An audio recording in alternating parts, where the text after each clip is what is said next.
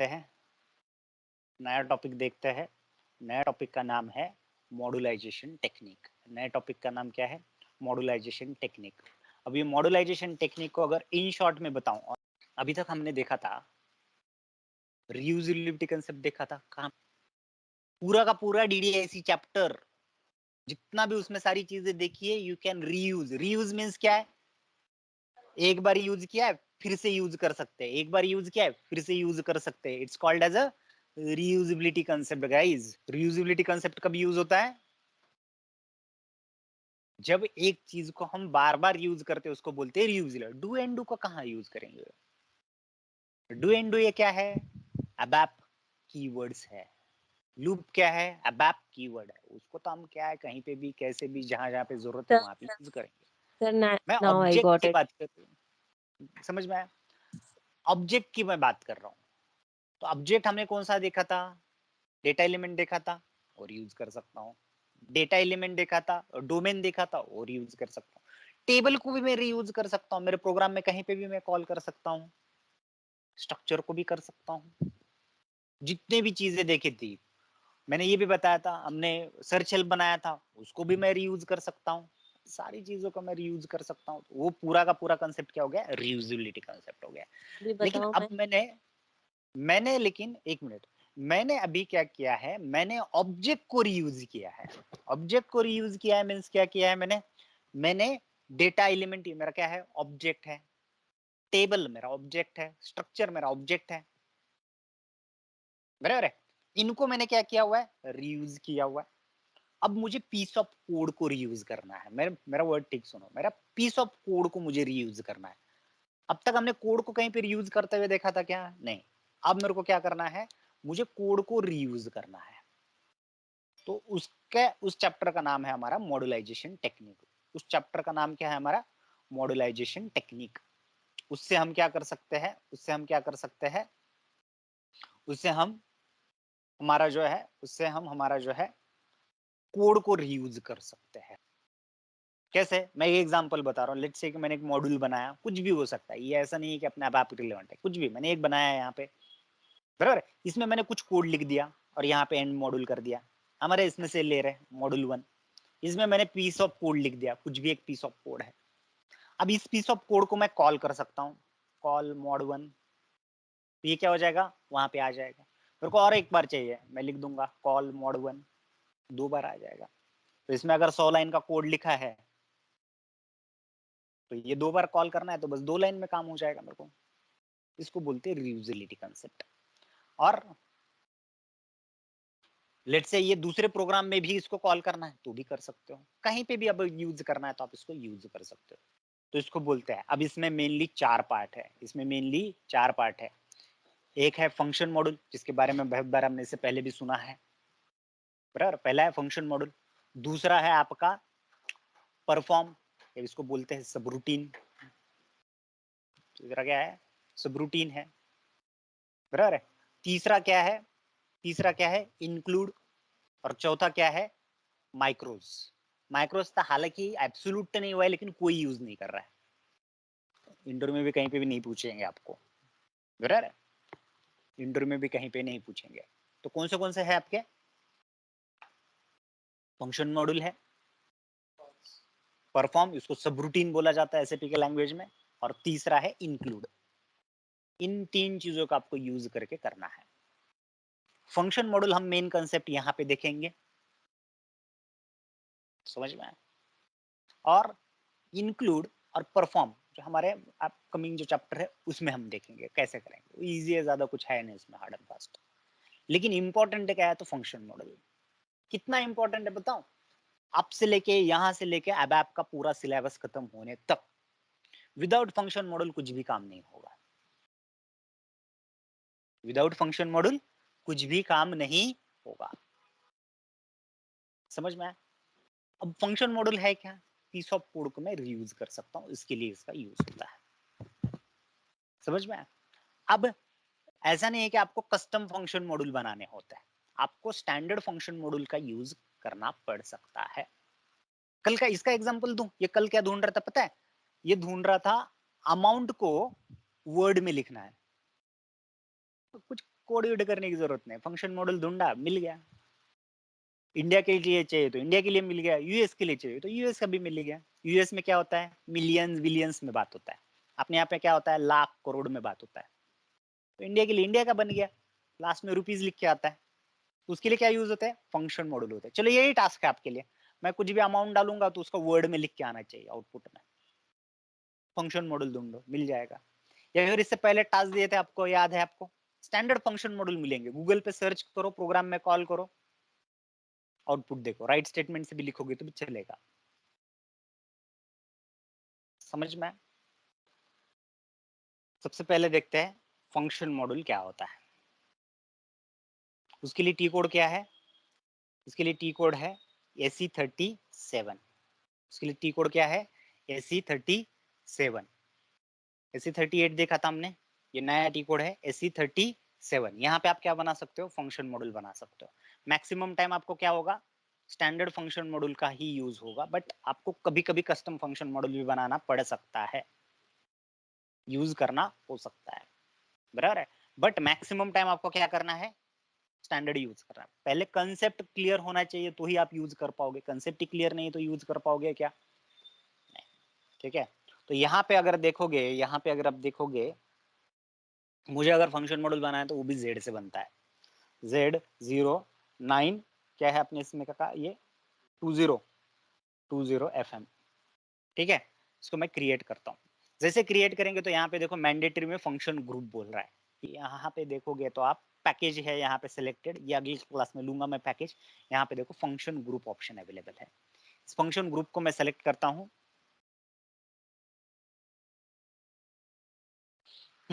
यहाँ पे function group लिया है, यहाँ पे देखो जो आपने डेटाबेस में बनाया था वही आ रहा है, मैं यहाँ पे नाम दे देता हूँ अभी इसको FG, फंक्शन ग्रुप का शॉर्ट नेम लिख दिया मैंने FG।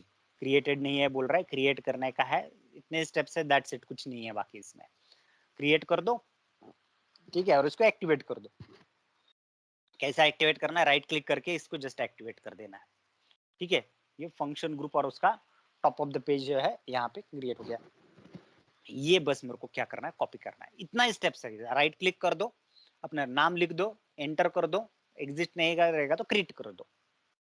अब एक फंक्शन ग्रुप में आप क्या कर सकते हो, मल्टीपल फंक्शन मॉडल भी ले सकते हो, बराबर है, मल्टीपल फंक्शन मॉडल भी ले सकते हो, इसमें मल्टीपल प्रोग्राम्स भी लिख सकते हो, मल्टीपल चीजें कर सकते हो। ये काइंड ऑफ फोल्डर के जैसा काम करता है। फंक्शन ग्रुप काम क्या करता है, फोल्डर के जैसा काम करता है, मल्टीपल ऑब्जेक्ट आप इसमें डाल सकते हो। आगे जाके मॉडल पुल देखना है सब, अभी जो नए प्रोग्राम जो बने ना ME21 वगैरह, ये सब फंक्शन ग्रुप में बने हुए हैं, उनका कोई नॉर्मल प्रोग्राम बनाया नहीं, उन्होंने फंक्शन ग्रुप में बनाया हुआ है, तो कर सकते हो, ऐसा कोई नहीं है, ठीक है। अब यहाँ पे उस फंक्शन ग्रुप का नाम दे दो, शॉर्ट डिस्क्रिप्शन दे दो, दैट्स इट, से हो गया।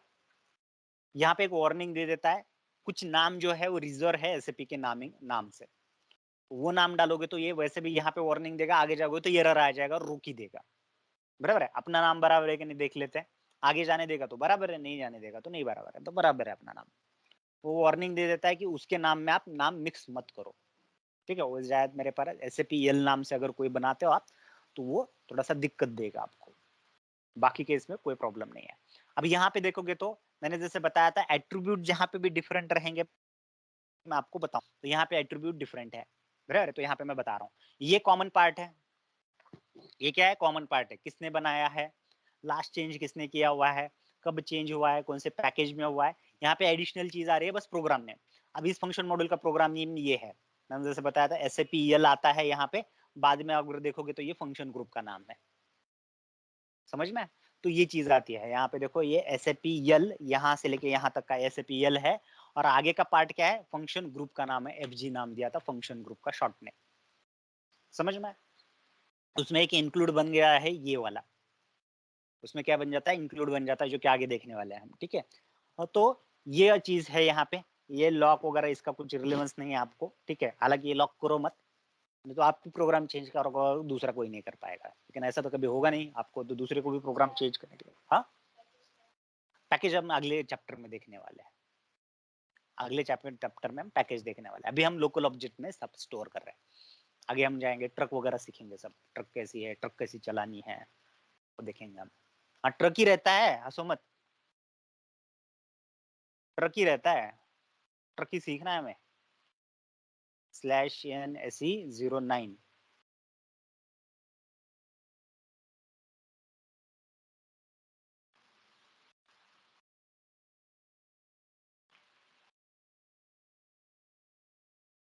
देखो ट्रक है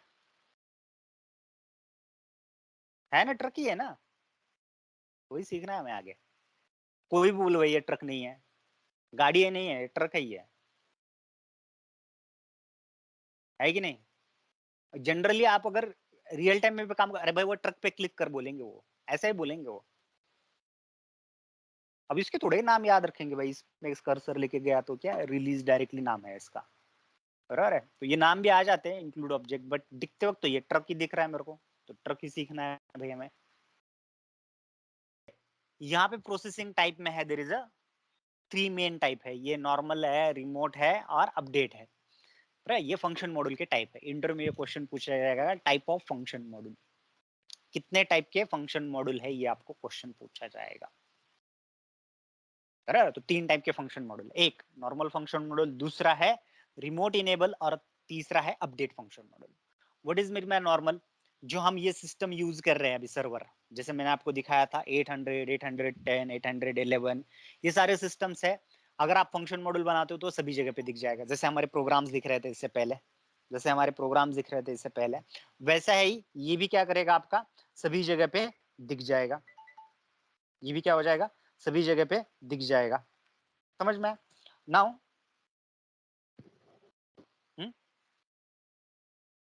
ये क्या हो जाएगा, सभी जगह पे ये भी दिख जाएगा, बराबर है। नाउ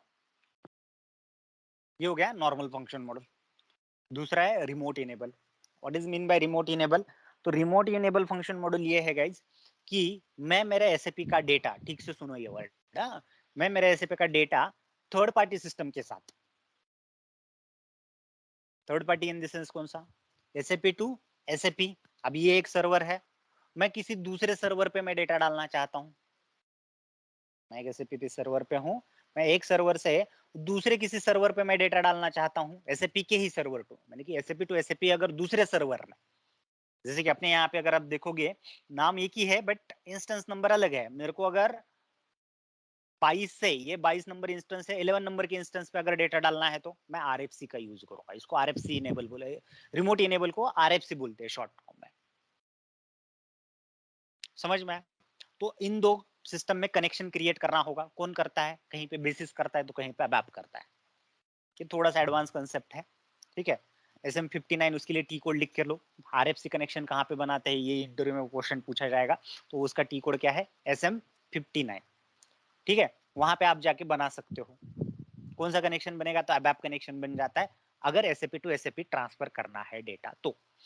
जनरली तो बेसिस ही बनाता है, मैक्सिमम टाइम पे कहीं कहीं पे आपको भी बनाना पड़ सकता है, बराबर। तो ये हो गया SAP to SAP. SAP to non SAP भी डेटा दे सकते हो, जैसे कि जावा को डेटा देना है, .NET को डेटा देना है, या फिर आपके PHP का हो गया, किसी को भी डेटा देना है तो आरएफसी फंक्शन मॉडल का आप यूज कर सकते हो। बाकायदा बस आपको वो लोग जो है वो एक्सपर्टाइज लोग होने चाहिए, ठीक है।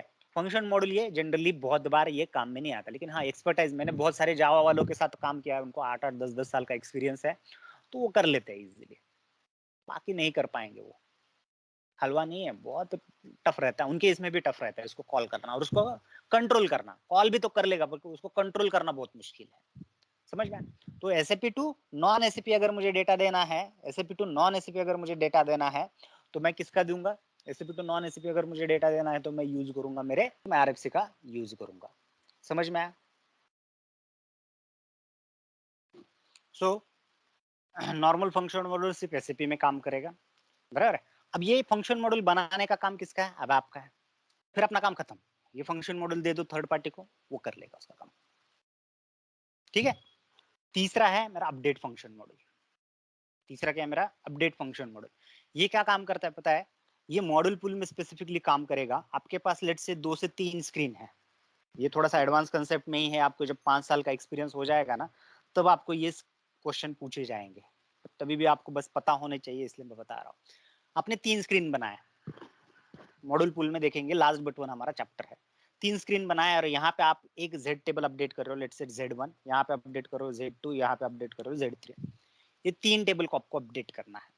तो मैं जैसे एक टेबल से दूसरे, ये एक स्क्रीन से दूसरे स्क्रीन पे जाता हूँ और मैं यहाँ पे इसको मॉडिफाई स्टेटमेंट लगा देता हूँ। लेट्स से मॉडिफाई क्या करता है, डेटा अपडेट करने का काम करता है। तो ये क्या हो जाएगा, अपडेट हो जाएगा। ये क्या हो जाएगा, अपडेट हो जाएगा, बराबर है। ये क्या हो जाएगा, अपडेट हो जाएगा। वंस ये अपडेट हो जाएगा, वंस ये क्या हो जाएगा, अपडेट हो जाएगा, बराबर है। तो दूसरे स्क्रीन पे जाएंगे तो ये डेटा अपडेट हो जाएगा, तीसरे स्क्रीन पे जाएगा तो दूसरे नंबर का अपडेट हो जाएगा। बट मेरे को ऐसा नहीं करना है भाई। ऐसे करेंगे तो क्या हो सकता है, एक दिक्कत आ सकती है। ऐसे करेंगे तो क्या हो सकता है, एक दिक्कत आ सकती है। क्या दिक्कत आ सकती है कि आपके इसमें का जो डेटा है, एक इसमें अगर ऐसा करेंगे तो एक दिक्कत क्या आ सकती है कि आपके इसमें वैलिडेशंस लगे हुए हैं। जैसे कि आपको एक फॉर्म भरना है, फॉर एग्जांपल एडमिशन फॉर्म भरना है। यहाँ पे आपने पर्सनल डिटेल भरे, यहाँ पे एजुकेशनल डिटेल भरे, और यहाँ पे फाइनली कुछ डिटेल्स भरने हैं आपको। You are work on this kind of way. आपको क्या करना है, यहाँ पे कुछ डिटेल्स भरने हैं, यहाँ पे कुछ डिटेल्स भरने हैं, यार यहाँ पे कुछ डिटेल्स भरने हैं। If you are working on this 3 different different tabs, अब पहले इसमें भर दिया आपने और दूसरे इसमें जाके आपका कुछ काम फंस गया, एजुकेशनल डिटेल में कुछ नहीं है, तो ये सेव नहीं होने चाहिए ना। पर्सनल डिटेल सेव नहीं होने चाहिए। जब तक तीनों में भी सब कुछ ठीक से नहीं है तब तक इसमें सेव नहीं होना चाहिए। बट ये अगर हो रहा है, अगर ये हो रहा है तो might be you're in the problem. अगर ये हो रहा है, तीनों में भी अपडेट हो रहा है तो प्रॉब्लम है। तब आपको अपडेट फंक्शन मॉड्यूल का काम आएगा। अब करना तो है आपको इस स्क्रीन पे ये Z1 टेबल अपडेट, यहाँ पे करना है Z2 में अपडेट, और यहाँ पे करना है आपको Z3 में अपडेट। अगर ये तीनों में भी आपको अपडेट करना है, ये तीनों में भी आपको अपडेट करना है, सो इस केस में आपको जो है, इस केस में आपको जो है क्या हो सकता है, you might be an facing the issue. यहाँ पे इशू जो आ रहा है, इन तीनों में भी अपडेट करना है तो यहाँ पे भी कर सकते हैं, बट यहाँ पे आपको तीनों इसमें अलग अलग इसमें करना है। यहाँ पे भी अपडेट करना है, यहाँ पे भी अपडेट करना है, यहाँ पे भी। तो अपडेट फंक्शन मॉड्यूल का यूज करेंगे। अपडेट फंक्शन मॉड्यूल क्या करता है, उसको एक वर्ड की जरूरत होती है, कमिट वर्क। हालांकि ये वर्ड जो है ना, ये SQL में यूज होता है। अदर टेक्नोलॉजी में अगर आप जाओगे ना, अदर टेक्नोलॉजी में अगर आप जाओगे तो वहां पे ये वर्ड क्या यूज होता है, वहां पे इस वर्ड का यूज होता है गाइस। वहां पे क्या होता है, इस वर्ड का यूज होता है। कौन से वर्ड का, कमिट वर्क का। जब भी आप डेटाबेस में डेटा अपडेट करते हो, कमिट वर्क आपको यूज करना होता है। कमिट वर्क आपको क्या करना होता है, यूज करना होता है। क्लियर है, आपको क्या करना पड़ेगा, कमिट वर्क का यूज करना होगा, बराबर है। अब ये कमिट वर्क किसको चाहिए, फंक्शन मॉड्यूल को चाहिए। कौन से, अपडेट वाले। जब भी ये कमिट वर्क आएगा तब भी ये अपडेट होंगे। तो आपको करना क्या है, एक फंक्शन मॉड्यूल बनाना है, उस फंक्शन मॉड्यूल के अंदर ये Z1 टेबल डालना है। दूसरा फंक्शन मॉड्यूल बनाना है, उसके अंदर ये Z2 टेबल डालना है। तीसरा फंक्शन मॉड्यूल बनाना है, इसके अंदर आपको ये तीसरा डालना है। और जब इसके सबके वैलिडेशन कंप्लीट हो जाए, फिर आपको लिखना है कमिट वर्क। तो फिर ये क्या करेगा, ये Z1 Z2 और Z3 के टेबल अपडेट कर देगा। ये बैक स्क्रीन में जाएगा, यस ये बैक स्क्रीन में जाता है, यहाँ पे जाके ये अपडेट कर लेगा, खुद को खुद ब खुद कर लेगा। SAP सारा जो है अपडेट फंक्शन मॉड्यूल का यूज करता है। जितने भी ऑर्डर्स बना रहे हैं, ये कर रहे हैं ना, उसमें ये अपडेट फंक्शन मॉड्यूल का ही यूज करता है। तो थोड़ा सा हाई लेवल कंसेप्ट है, जितना समझ में आए उतना ही ले लो। समझ में आए? 3 स्क्रीन है, 3 स्क्रीन में अगर टेबल अपडेट करना चाहते हो आप, मैंने जानबूझ के Z टेबल लिया है, Z टेबल को ही करना है आपको रियल टाइम में, बराबर है। और यहाँ पे अगर आप अपडेट कर रहे हो तो you must be required the update function module. उस फंक्शन मॉड्यूल के आगे लिखना पड़ता है, नॉर्मल फंक्शन मॉड्यूल के जैसे बनाना पड़ता है। यहाँ पे देते हो रेडियो बटन को अपडेट लिखना है, और वहां पे लिखना है अपडेट टास्क। फंक्शन मॉड्यूल के आगे लिखना होता है अपडेट टास्क, तो अपडेट फंक्शन मॉड्यूल के जैसा वो काम करेगा। कंबाइन नहीं करेगा, ऐसे नहीं करेगा। फॉर एग्जाम्पल यहाँ पे पर्सनल डिटेल डाले, यहाँ पे एजुकेशनल डाले, यहाँ पे प्रोफेशनल डिटेल डाले। अब सब कुछ ठीक है, आपने सबमिट बटन दबा दिया। अब कहीं पे भी कुछ प्रॉब्लम नहीं है तो ये डेटाबेस में स्टोर कर देगा। अगर कहीं पे प्रॉब्लम है तो कर देगा नहीं है। वो आपको प्रॉब्लम दिखाए, यहाँ पे प्रॉब्लम है, ये कंप्लीट कर लो। अब वो कैसे करना है, क्या करना है, वो उसके लिए एडिशनल कोडिंग करना पड़ेगा। बट यहाँ पे जब तक वैलिडेशन कंप्लीट नहीं हो गया तब तक आपको कमिट वर्क यूज नहीं करना है, समझ में? तो ये है 3 टाइप के फंक्शन मॉड्यूल, ठीक चलेगा। So that's it for today guys, that's it for today. कल देखते हैं इसका further portion. Thanks guys, thanks for your time, have a nice day, bye.